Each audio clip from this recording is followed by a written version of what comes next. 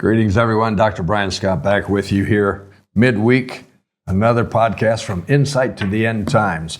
We're excited about this section of study we're doing right now as we look at where we might be on God's timetable. And suffice it to say, we're at the very end of this time frame we're living in right now. We're about to move into a new level here on this earth. Anytime, whether it be this month or this year or this decade, God's the only one who knows. But we do have these verses in the scriptures that tell us when you see these things happening, you should be getting ready because we're getting so very close. We're in 2 Timothy chapter 3. Paul is addressing the young pastor Timothy. He's warning him in chapter 3, verse 1, that in these last days we're living in right now, perilous times are going to come, and they are here. We are living in these perilous times.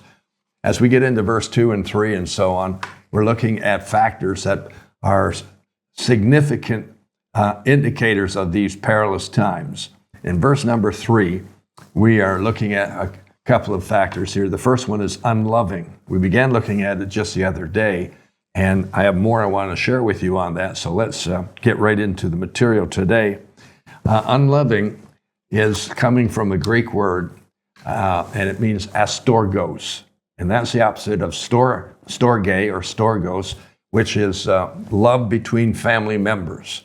It's love in the family itself, between kids, children, and their parents, and vice versa. But the opposite of that is unloving.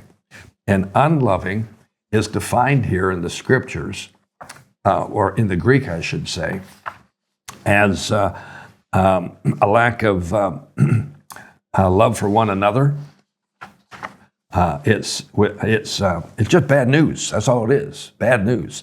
It means a lack of devotion to your family, an absence of commitment to one another, a deterioration of the family relationship, the loss of family affection, and the breakdown of the family. So we were looking at this the other day, and of course that's what's going on here in North America in 2026. We're seeing a tremendous amount of this occurring.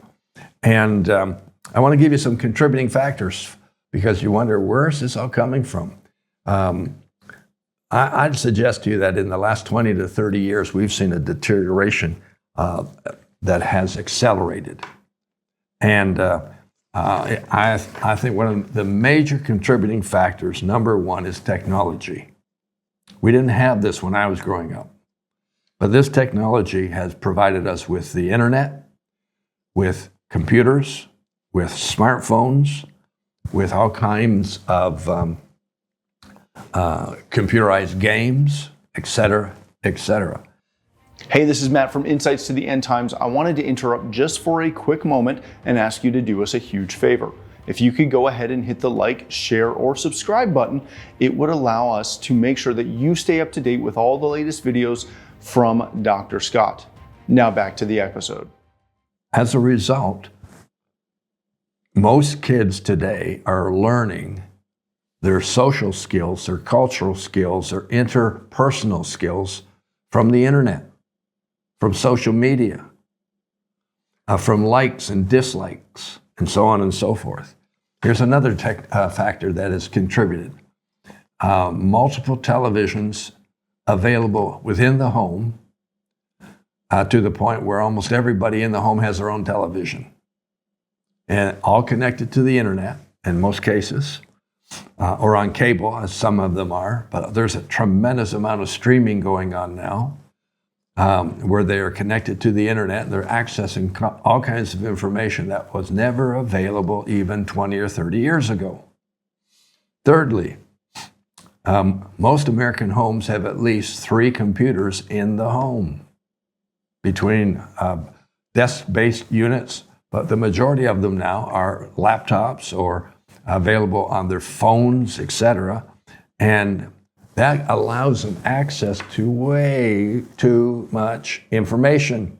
And most of it is not edifying or helping or strengthening the values that a person has. Here's an interesting fact that I pointed out in a book I wrote called Get Rid of Stinkin' Thinking. I wrote this about 10 or 12 years ago, and I examined the deterioration that was occurring amongst young people, and the fact that they end up growing up with a thinking process that ends up, I call it stinking thinking. And here are two factors I found. A child by the age of 5, when a child reaches the age of 5, they have learned 50% of their decision-making criteria, their decision-making skills. Where did they learn it? Well, it used to be that they learned it from a parent, because there used to be a family unit where a parent stayed home and looked after their children until they were ready to go to grade 1 public school. But now, that's the exception, not the norm. Now we have daycare centers. We have those kind of settings. And we have probably way too many children for too few workers. And so the children are being left on their own. A lot of kids are given a smartphone. They're given a smartphone by their parents when they're 5 and 6 years of age. So by the time they turn 5 years old, they've learned 50% of their decision-making skills. And if you've ever raised a child, you know that the child's favorite words are no. No to everything. By the time they reach 18 years of age, they have learned 85% of their decision-making skills. And I pointed out in the book, and it's changed dramatically since I wrote the book. But I pointed out in the book that by the time they're 18, they're still living at home in many instances because they're just finishing up what we call secondary school or high school. Most of them have not been married. They have not purchased their own car or paid for their own car or paid for their own car insurance or had a full-time job of any description. Most of them have never been married at this point, et cetera, et cetera. Now, as I say, things have changed a great deal since I wrote the book. And we have an awful lot of stuff going on today that was not acceptable when I wrote the book even 10 or 12 years ago. So 85% of their decision-making skills are learned by the time they're 18. And when you get into, the 10, 12 to 18-year-old group, oh my gracious. All of their learning and training has come from the internet, from the smartphone. Very little is occurring in school anymore. That's a whole different topic. I won't get into it because of time. Here's another point. Point number 4 on my list. Most American homes, most Americans in the American home are spending up to 12 hours a day in front of a screen, whether it be a TV or an internet screen or a computer screen. Up to 12 hours a day. Number 5, the average American consumes 5 times more information daily than was being gained 50 years ago. I can relate to this. I'm over 50, obviously. I can relate to this. The information available today is overwhelming, absolutely overwhelming. Number 6, most American homes have more than 3 smartphones in the home. That means everybody in the home has their own phone and they're doing their own thing. Here's a 7th point. 90% of Americans have access to the internet on a regular daily basis, and 90% of their homes are wired to access the internet. So the internet has become basically everything to us. It is training us, it's teaching us, it is pointing out what is moral and immoral. And you know, we could spend a lot of time on this. You know very well that what's coming across a lot of the internet is not helping, it's hurting. And here's another very, well, it's a discouraging point. Point number 8 on my list. 60% of young children today are enrolled in extracurricular activities like soccer or tennis or baseball or whatever. And that means that they're being taken to games, to practices, to camps, And it is splintering the family unit once again, because one is going this way and one is going that way, and so on and so on. So we are in a deteriorating condition as it pertains to the storge love, which is love between family members. And it is disappearing. If you talk to school teachers, if you talk to counselors, you're going to find that they have very little ability to control their students, to demand much from their students. They are being attacked by both the student and the system, so on and so forth. The rarity today is a family that sticks together. We had a sign in our home growing up, and it said, "The family that prays together stays together." Well, that's when going to church on Sunday was expected of people. That was the norm 50, 60 years ago. Now that same saying could be, "The family that plays together stays together." And that's not occurring very often, because everybody's involved in their own sports, their own games, their own teams. And there's not a whole lot of cohesion in that. So my wife was a school teacher, and then she became a principal and was the founder of her own private Christian school. And the standards in that school that she operated were one of the highest set of standards in our entire city, and our students enrolled in that school scored higher than almost everybody else in the community. But the standards in the public systems of schooling today are much lower than they were even 20 or 30 years ago. And students are not allowed to fail, it seems. They are promoted because the school system doesn't want to hurt their social skills or their self-worth or their self-assurance, et cetera, et cetera. And now there may be a lot of exceptions to this statement. I realize that. But there was a time not so long ago where what we're talking about didn't even exist. There were standards. And at least if you wanted to pass into the next grade, you had to have at least 51% or higher. And sometimes they set the standard at 60, et cetera, et cetera. But the standards have changed so dramatically that when I encounter an adolescent today, or someone in the late teens or early 20s, even into the early 30s, they don't know cursive writing, for instance. You can't read their writing. They can't spell. They can barely do mathematics. They can barely add. A lot of them can't read.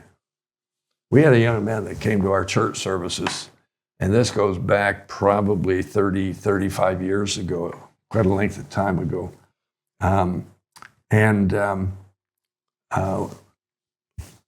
After about 4 weeks of attending church and counseling with him and meeting with him, he told me that for the first time in his life, he was able to read the four Gospels, Matthew, Mark, Luke, and John. I said, "Well, that's great. I'm glad you did it." He said, "You don't get it."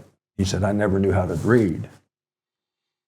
I never knew how to read. It wasn't until I started coming here to church services and you started to interact with me and so on that I learned how to read." He said, "The same goes for my writing. I couldn't write a page of anything. I couldn't write a sentence." Now look at my notebook. It's full of pages of notes. So this is a system that we have allowed to develop. It's called unloving. It's a deterioration in the basic unit of life, the family. It's absolutely amazing. So once again, those four words for love in the scriptures Agape is the highest form of love. That's the God kind of love towards us. And it's the love that desires to be a blessing to others at the expense of self. Hence, Jesus going to the cross. Filial is the kind of love that exists between family members, I should say between friends and fellow believers. It's where you come together corporately and you accept one another and you fellowship together. Eros is that intimate love or that physical love that exists between a husband and a wife. And then we get down to storge, which is the familiar love. And I want to suggest to you something. When you look at filial, which is the brotherly love, and you look at eros, which is the intimate love, and you look at storge, which is the familiar love, you're talking about love operating on a horizontal basis between people. When you talk about the highest form of love, agape, that's the God kind of love. You're talking about love on a vertical basis. And so love, if we were to define it, love is a desire to give to others, to bless others at the expense of self. It may involve money or time or skills or abilities, but you're willing to invest those into someone else at your own time, at your own expense, at your own money. And that is something that is disappearing also. Because the opposite of love that shows up so often in society is called lust. And lust is a perverted form of love. And it's a desire to take from others, to get from others for your personal benefit at their expense. So it's a desire to get whatever it is you want, but at that person's expense. And that's where we get into the sexual terms, where lust leads to abuse and leads to even greater physical violations. But you see, what happens here, unloving is part and parcel of the lust spirit. And unloving means you're going to focus on yourself to get whatever it is you want, to increase you, to bless you, and you are going to do it at the expense of someone else, and you don't even care that you're taking advantage of them. That's where we have ended up in our society today. In an unloving society, it is really, really dangerous, because it reminds me of Genesis chapter 1 prior to the flood. And Genesis chapter 6 prior to the flood. And God said, when he looked on the land and on all the people, he found that they had every intent of their heart was evil. Every thought coming out of their heart was evil. They were wicked. They were perverse. They were violent. And he said, I wish I hadn't even created mankind. Now, this is where our society is going and has been going for some time, and it's because of unloving, unholy, unthankful, and we're going to study this next session, unforgiving. Now, you might think, oh, those are terms, yeah, sure, but they are demonic spirits that are undermining our society, and they are signs, very, very accurate signs of where we are on God's timetable, very similar to just before the floodwaters came. And that's a type and shadow of the coming of the Lord, and then the release of the 7 years of tribulation. These are very powerful statements. I'm glad you're here today to share them with me, and I'll see you in our next podcast as we look at the next point, and that is unforgiving. Thanks for joining us.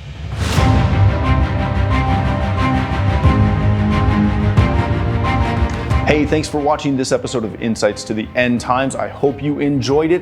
If you'd like to get notified every time we release a new video, go ahead and hit that subscribe button right over here. Now, if you'd like to catch the previous episode, you can do that right here, or the entire playlist is right above, right here. Thanks for watching. We'll see you on the next episode of Insights to the End Times.